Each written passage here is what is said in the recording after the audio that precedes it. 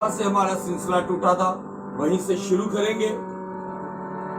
زبور 75 اور اس کی 6 اور 7 آیت، کیونکہ سرفرازی نہ تو مشرق سے ہے نہ مغرب سے اور نہ جنوب سے آتی ہے، بلکہ خداوند ہی عدالت کرنے والا ہے، کیونکہ کسی کو پست کرتا ہے اور کسی کو سرفرازی بخشتا ہے۔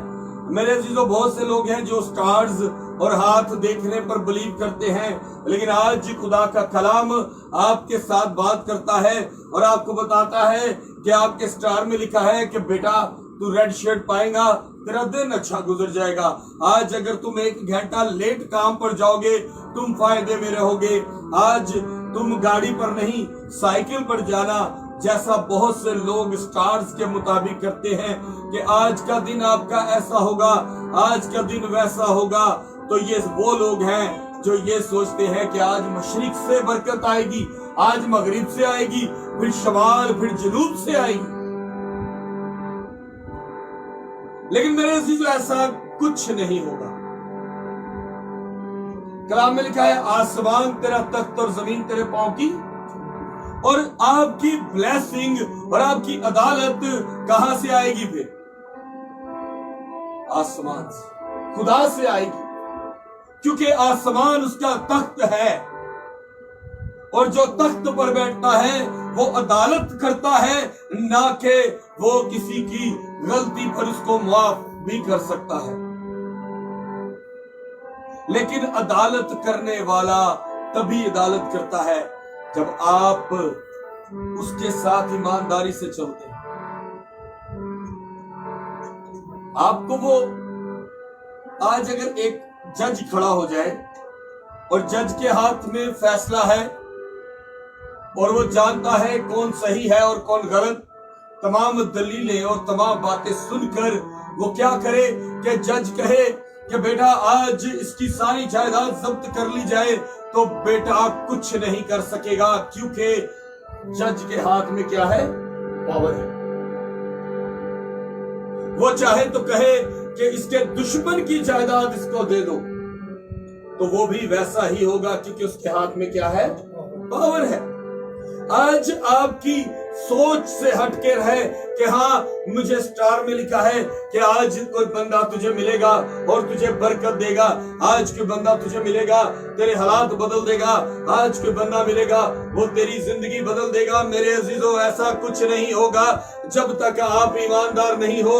خداوند آپ کو برکت نہ دے گا، نہ تو آپ کے سٹارز آپ کے لیے کچھ کر پائیں گے، نہ آپ کے لیے کوئی جنتریاں کر پائیں گی، نہ ہی آپ کے لیے کوئی کنڈلیاں کر پائیں گی، کیونکہ آپ نے جو بیج بونا ہے وہی کاٹنا ہے۔ کیونکہ عدالت کی تکڑی کس کے ہاتھ میں ہے؟ خدا کے ہاتھ۔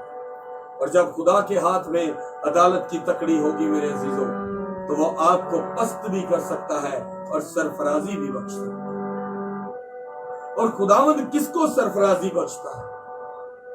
میرے عزیزو، خداوند کس کو سرفرازی بخشتا ہے؟ عجیب سی بات نہیں ہے کہ جناب اس نے کہا کہ نہ تو شمال سے آئے گی نہ جنوب سے، تو پھر ہمیں وہ کہتا ہے پست بھی کر دے گا اور سرفرازی بھی بخشے گا۔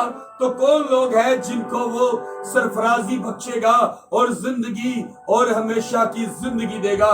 اس کے بارے میں لکھا ہے مکاشوا، اس کا 2 باب اور اس کی 10 آیت کی لاسٹ لائن میں لکھا ہے جان دینے تک بھی وفادار رہ تو میں تجھے زندگی کا تاج دوں گا۔ ہاللیلویہ۔ نہ شمال نہ جنوب عدالت کرے گا، اور تمہارا جو خداوند کے ساتھ ایمانداری کا سفر ہے، خداوند اس ایمانداری کے سفر کو دیکھتے ہوئے میرے عزیزو وہ آپ کو بچا لے گا، وہ آپ کو سرفرازی دے گا، کیونکہ یہاں لکھا ہے زندگی کا تاج۔ تو زندگی کا تاج کیا ہے؟ وہ تاج جو قیمتی اور ایکسپینسیو ہوتا ہے۔ جس کے سر پر تاج ہے وہ بادشاہ ہے، جس کے سر پر تاج ہے وہ بادشاہ ہے۔ آج ایک پولیس والے کے سر پہ کیپ ہو تو ہم کہتے ہیں اس کا عہدہ یہ ہے، اگر اسی پولیس والے کے سر پر ایک हुड वाली कैप हो तो कहते हैं ये और अफसर है। हम इसी तरह एक ओहदे को उसकी कैप से जानते हैं। एक फौजी जो आम कैप पहनता है और एक फौजी जो बॉर्डर पर खड़ा होकर परेड करता है, जैसे आप वाघा बॉर्डर और बॉर्डर्स पर देखते हैं कि उनके इतने इतने ऊंचे सर पर, जिसको हम कुल्ला कहते हैं, पगड़ियां होती हैं, उनका अलग एक मुकाम है।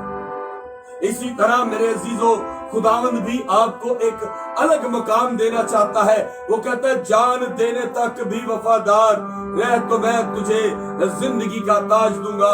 और जो शख्स ताज हासिल कर ले वो सरफराजी उसके हाथों में होती है, क्योंकि सरफराज शख्स बादशाह कहलाता है और बादशाह कभी पस्त नहीं होते, जिसके साथ खुदावंद जिंदा खुदा होता है। पाक कलाम का पढ़ा और सुना जाना हम सब के लिए बायस बरकत हो। खुदावंद का शुक्र।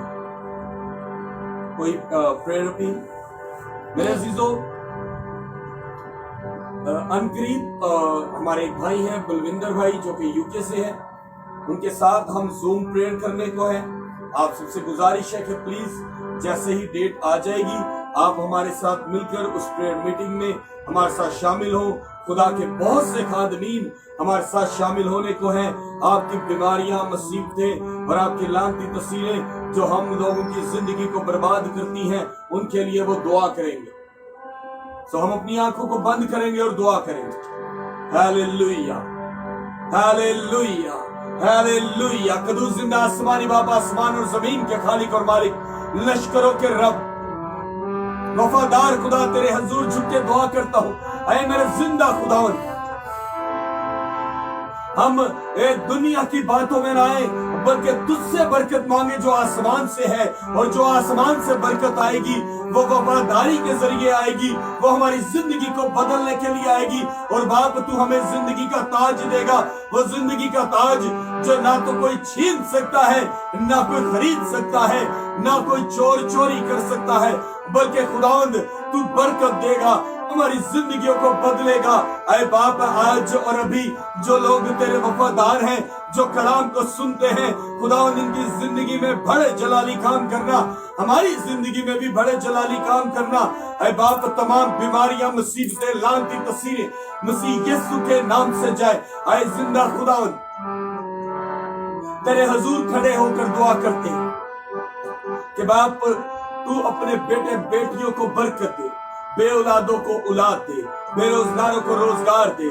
जिन लोगों के बैरून मुल्क के मसले मसाइल हैं, ऐ जिंदा आसमानी बाप, वो तमाम मसले मसाइल तेरे यीशु नाम से जाए।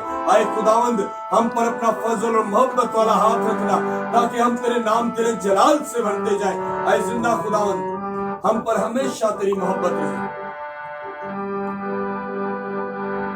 आए खुदावंद, इसी तरह दुआ करता हूँ कि जैसे कल हमारे चर्च का लैंटर पड़ने को है, कंक्रीट का काम होने को है, आए खुदावंद चर्च की छत खूबसूरत तरीके से हो, कोई रुकावट ना हो, हर आफत मुसीबत हादसे से बचा के रखना, जिन चीजों की बात जरूरत है वो चीजें मुहैया करना, क्योंकि तेरे खजाने में किसी चीज की कमी नहीं। आए जिंदा खुदावंद, जो लोग आज की मीटिंग को देखते हैं, इन सब की जिंदगी में तेरी मोहब्बत, तेरा फजल हमेशा रहे, मसीह यीशु के नाम में आमीन। मेरे अजीजों, अपनी दुआ में याद रखिएगा, कल चर्च की छत का जो है वो काम होना है, जिसे हम आम जुबान में कहते हैं कि लेंटर पड़ना है। अपनी दुआ में याद रखिएगा, खुदावंद हर हादसे से, हर मुसीबत से बचा के रखे और उसकी मोहब्बत के साया में हम हमेशा रहें, मसीह यीशु के नाम में आमीन। खुदा बाप, बेटे, रूह कुदस के नाम में आमीन। खुदावंद आप सबके साथ।